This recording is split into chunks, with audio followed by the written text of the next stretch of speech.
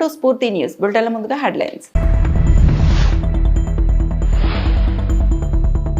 AP వ్యాప్తంగా red alert, పలు జిల్లాల్లో కురుస్తున్న భారీ వర్షాలు.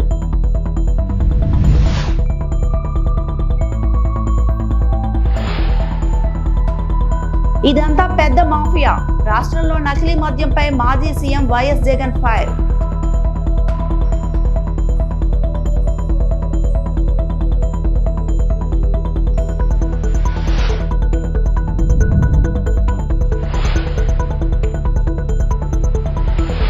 మంత్రి బెదిరింపులతోనే ఐఏఎస్ అధికారి రిజ్వీ విఆర్ఎస్ కేటీఆర్.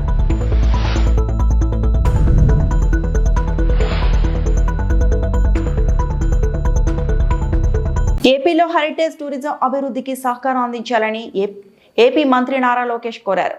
ఆస్ట్రేలియా పర్యటనలో ఉన్న ఆయన విక్టోరియా టూరిజం స్పోర్ట్స్ శాఖల మంత్రి స్టీవ్ డిమోపౌల్స్తో భేటీ అయ్యారు. క్రికెట్, హాకీలో ఉమ్మడి శిక్షణ శిబిరాలు, ఫ్రెండ్లీ మ్యాచ్లు నిర్వహించాలన్నారు. ఏపీలో పాపికొండలు, విశాఖ బీచ్ వంటి సుందర ప్రదేశాలు ఉన్నాయని వివరించారు. గ్రేట్ ఓషన్ రోడ్ తరహా పర్యావరణ బ్రాండింగ్కు విక్టోరియా నైపుణ్యాన్ని అందించాలని కోరారు. ఏపీలోని ఈవెంట్ మేనేజ్మెంట్ నిపుణులకు శిక్షణా కార్యక్రమాలు చేపట్టాలన్నారు.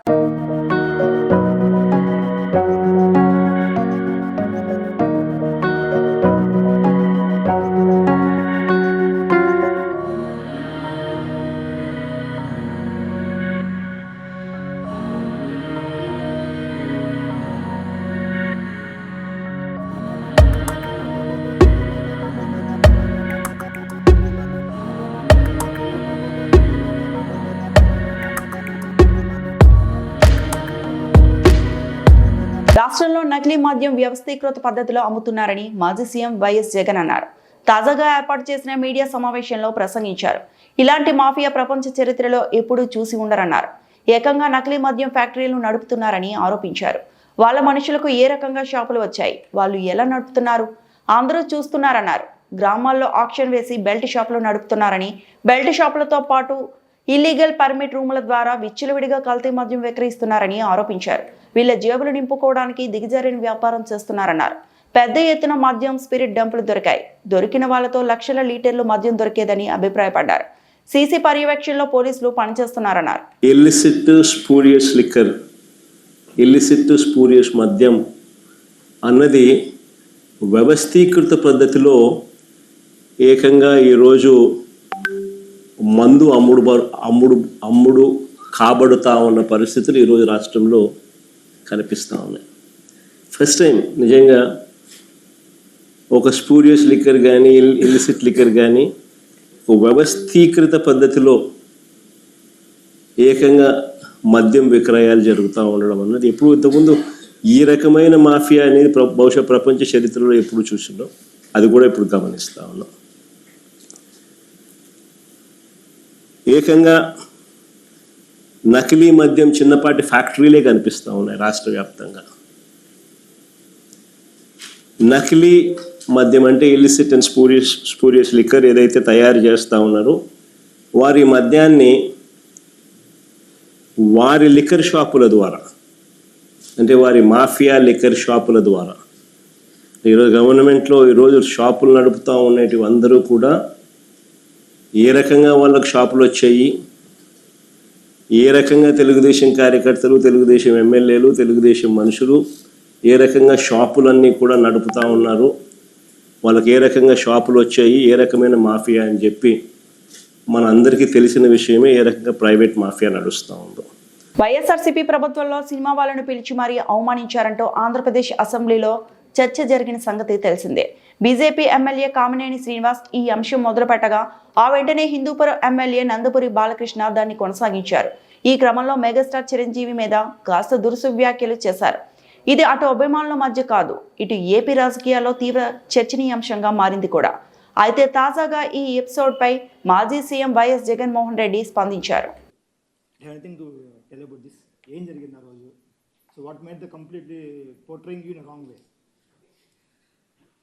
పని పాట లేని కాన్వర్జేషన్ను బాలకృష్ణ అనే వ్యక్తి తీసుకొచ్చాడు అసెంబ్లీలో. అసలు ఆయన మాట్లాడాల్సింది ఏంది, అసెంబ్లీలో ఆయన మాట్లాడాల్సింది ఏంటి, ఆయన తాగి మాట్లాడింది ఏంటి? అసలు తాగినోని అసెంబ్లీకి తీసుకొని అసెంబ్లీలో మాట్లాడిచ్చే కార్యక్రమం చేస్తున్నారు అని అంటే స్పీకర్కి బుద్ధి లేదు. తాగినోడు ఆ మాదిరిగా మాట్లాడుతున్నాడు అని అంటే ఆయన సైకలాజికల్ హెల్త్ ఎట్లుందో, అసెంబ్లీకి వచ్చి ఆ మాదిరిగా మాట్లాడుతున్నాడంటే ఆయన సైకలాజికల్ హెల్త్ ఎట్లుందో ఆయన క్వశ్చన్ చేసుకోవాలి. మంత్రుల మధ్య విభేదాలతో అధికారులు నలిగిపోతున్నారని భారత రాష్ట్ర సమితి కార్యనిర్వాహక అధ్యక్షుడు కేటీఆర్ విమర్శించారు. మంత్రుల ఒత్తిడికి తలొగ్గి తప్పులు చేస్తే ఆ తర్వాత మూల్యం చెల్లించుకోవాల్సి ఉంటుందని ఆయన హెచ్చరించారు. తెలంగాణ భవన్లో నిర్వహించిన మీడియా సమావేశంలో కేటీఆర్ మాట్లాడారు. తెలంగాణలో ఇందిరమ్మ రాజ్యం కాదు, మాఫియా రాజ్యం నడుస్తోంది. సీఎం ఇల్లు సైలెంట్ కు కేంద్రంగా మారిపోయింది. నీకింత నాకింత అనే సెటిల్మెంట్లు తప్ప రాష్ట్రంలో పాలన లేదు. తుపాకీతో బెదిరించిన మాట వాస్తవమని మంత్రి కుమార్తె స్వయంగా చెప్పారు. బెదిరింపులు, టెండర్ల రెగ్గింగ్ ఇంత బహిరంగంగా దేశ చరిత్రలో ఏనాడు జరగలేదు. అధికారులను వేధించడం కాంగ్రెస్ ప్రభుత్వానికి అలవాటు. మంత్రి వేధింపుల వల్లే ఐఏఎస్ అధికారి రిజ్వీ వీఆర్ఎస్ తీసుకున్నారు. ఐఏఎస్ ఐపీఎస్ అధికారులను తప్పుడు పనులు చేయాలని వేధిస్తున్నారు. అందుకే వారు వీఆర్ఎస్ తీసుకుంటున్నారు. మిగిలిన అధికారులు కూడా జాగ్రత్తగా ఉండాలి అని కేటీఆర్ పేర్కొన్నారు. మంత్రి గారు జూపల్లి కృష్ణారావు ఎక్సైజ్ మంత్రి, ఆయన ఈ ఉత్తరం రాసిండు. ఏమని? ఈయన అధికారి ఐఏఎస్ అధికారి గారు పెట్టుకున్న వాలంటరీ రిటైర్మెంట్ను ఆమోదించవద్దు, ఆయన మీద ఎంక్వైరీ చేయాలి, నేను చెప్పినట్టు ఇనలేదు, ముఖ్యమంత్రి చెప్పినట్టు విన్నాడు, ఆయన అల్లునికి వచ్చింది, నా కొడుకు రాలేదు అని చెప్పి ఆ అధికారి మీద కక్ష తీర్చుకోవడానికి మంత్రి గారు రాసిన ఉత్తరం అధికారిని చివరికి తన వాలంటరీ తీసుకునే రిటైర్మెంట్ తీసుకునే పరిస్థితి తెచ్చింది. తప్పుడు పనులు చేయమని అధికారులను ఈ రకంగా వాళ్ళని అవమానిస్తూ చివరికి వాళ్ళు విలువైన ఐఏఎస్ అంటే ఐపీఎస్ అంటే ఈ భారతదేశంలో అత్యున్నత స్థాయిలో ప్రభుత్వంలో ఉండే కొలువులు, మరి వారిని కూడా ఈ రకంగా వేధించి మంచి అధికారులను కూడా పారిపోయేటట్టు చేసే ఒక అరాచకపు దండుపాలెం ముఠా అని మొన్న హరీష్ రావు గారు అంటే దాని మీద ఒకరిద్దరు మంత్రులు మాట్లాడినారు. ఎస్, ముమ్మాటికి ఇది దండుపాలెం ముఠానే ఈ రాష్ట్రాన్ని నడుపుతున్నది. దండుపాలెం ముఠానే, దానికి నాయకుడు రేవంత్ రెడ్డి. ఆయన నాయకత్వంలో ఇన్ని అరాచకాలు మీరు ఆలోచన చేయండి. ఆయన చివరికి నేను ఈ ముఖ్యమంత్రి బాధ నాకెందుకని చెప్పి అధికారి తప్పుకొని పారిపోయే పరిస్థితి. పారిపోతుంటే ఆయన పారిపోనియొద్దు, నేను చెప్పినట్టు చేయలేదు కాబట్టి ఆయన మీద విచారణ జరిపించాలని ఇక మంత్రి గారు ఇంత పెద్ద ఉత్తరం రాసిండు. అంటే ఇంత అరాచకం ఈ ప్రభుత్వంలో ఈరోజు నడుస్తూ ఉంది. తిరుమల శ్రీవారిని సినీ నటుడు తేజ సజ్జా దర్శించుకున్నారు. గురువారం వీఐపీ ప్రారంభ విరామ దర్శన సమయంలో మిరాయి చిత్ర దర్శకుడు కార్తీక్ ఘట్టమనేనితో కలిసి తేజ స్వామివారి సేవలో పాల్గొన్నారు. అంతకుముందు టీటీడీ అధికారులు వారికి స్వాగతం పలికి దర్శన ఏర్పాట్లు చేశారు. దర్శన అనంతరం రంగనాయకుల మండపంలో తేజ కార్తీకులకు పండితులు ఆశీర్వచనం చేసి స్వామివారి తీర్థప్రసాదాలను అందజేశారు.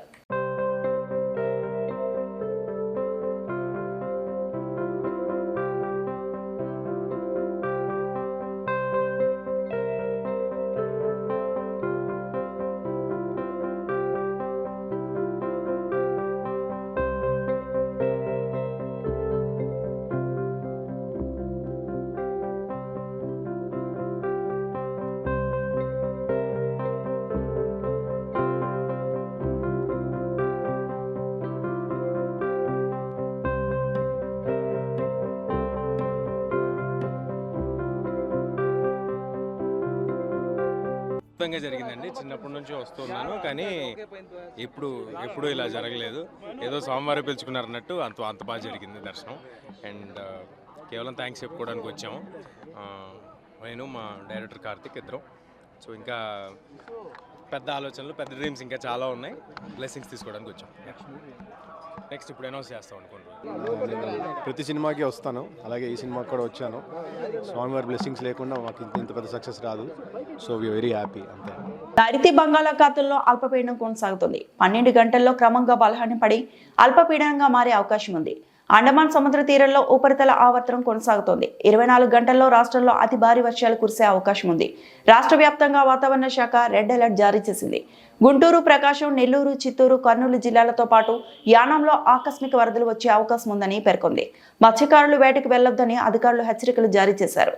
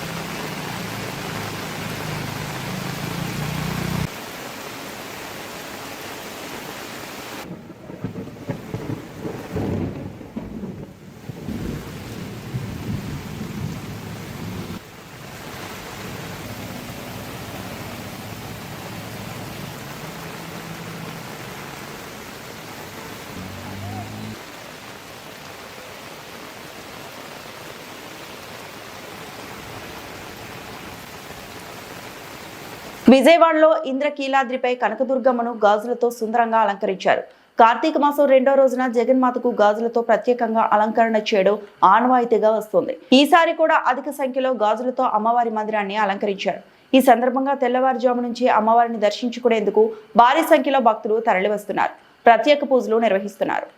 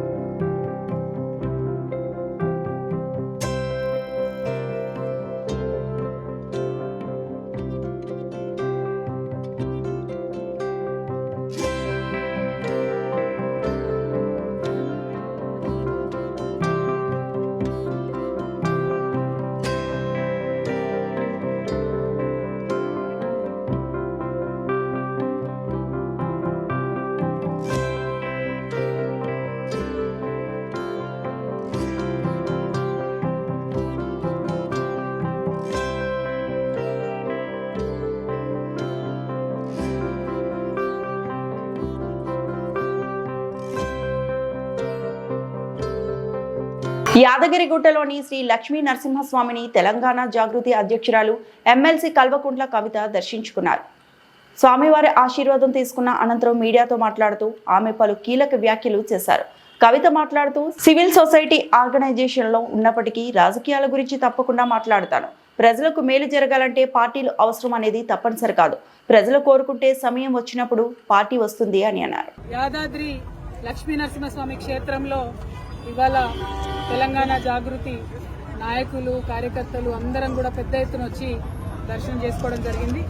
మరి ప్రత్యేకించి మొన్న తిరుమలకు వెళ్ళి ఈరోజు లక్ష్మీ నరసింహస్వామి దగ్గరికి వెళ్ళి వరుసగా ఒక్కొక్క పుణ్యక్షేత్రానికి వెళ్ళి తెలంగాణ జాగృతి జనం బాట అనే కార్యక్రమం ఏదైతే ఈ నెల 25వ తారీఖున చేపడతా ఉన్నామో ఆ కార్యక్రమం మరి ఎటువంటి అవాంతరాలు లేకుండా జరగాలని ప్రజల వద్దకు మేము వెళ్లేటటువంటి క్రమంలో ప్రజా సమస్యల్ని అర్థం చేసుకునేటటువంటి శక్తి ఆ భగవంతుడు మా జాగృతి నాయకులందరికీ కూడా ఇవ్వాలని చెప్పి ఒక విశ్వాసంతో ఒక ఆలోచనతోని మరి దైవ దర్శనాలన్నీ చేసుకుంటా ఉన్నాము.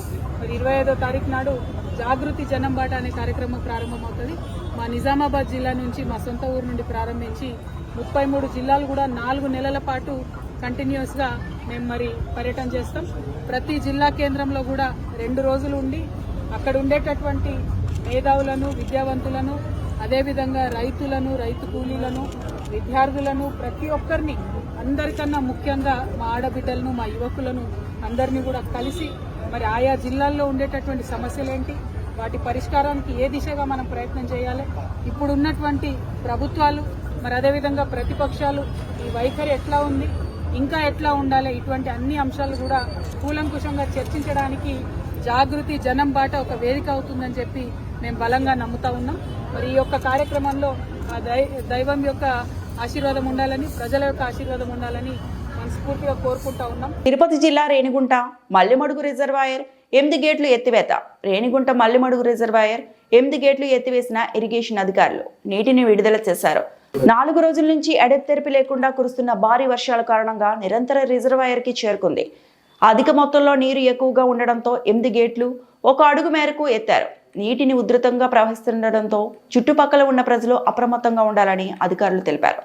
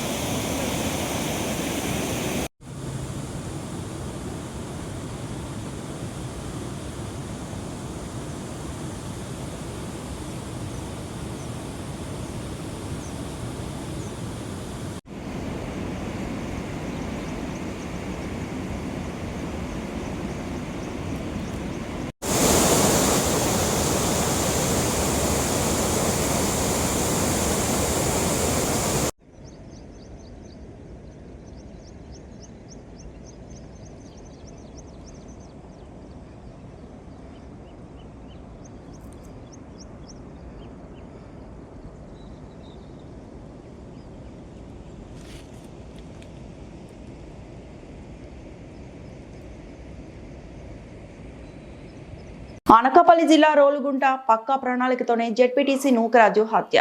డీఎస్పీ శ్రావణి ఆదును చూసి జెడ్పీటీసీ వారా నూకరాజుపై మూకుముడిగా దాడి. 7 నిందితుల అరెస్ట్, రిమాండ్కు తరలింపు. పక్కా ప్రణాళికతోనే కొయ్యూరు జెడ్పీటీసీ వారా నూకరాజును మూకుమ్మడిగా చుట్టుముట్టి దాడి చేసి హత్య చేసినట్లు అనకాపల్లి డీఎస్పీ ఎం శ్రావణి పేర్కొన్నారు. ఈ నెల 20వ తేదీన హత్యకు గురైన కొయ్యూరు జెడ్పీటీసీ వారా నూకరాజు హత్య ఉదంతంపై రోలుగుంట పోలీస్ స్టేషన్లో గురువారం డీఎస్పీ ఎం శ్రావణి మీడియా సమావేశం నిర్వహించారు. ఈ సమావేశంలో డీఎస్పీ మాట్లాడుతూ గత కొన్ని సంవత్సరాలుగా కొయ్యూరు జెడ్పీటీసీ వారా నూకరాజును రోలుగుంట మండలం చటర్జీపురంలో 10 ఎకరాల భూమి విషయంలో వివాదం నెలకొందన్నారు. గతంలో భూ విషయమై వీరి మధ్య తగాదాలు జరిగాయని, ఇరువురిపై బైండ్ ఓవర్ కేసులు నమోదు చేయడం జరిగిందన్నారు.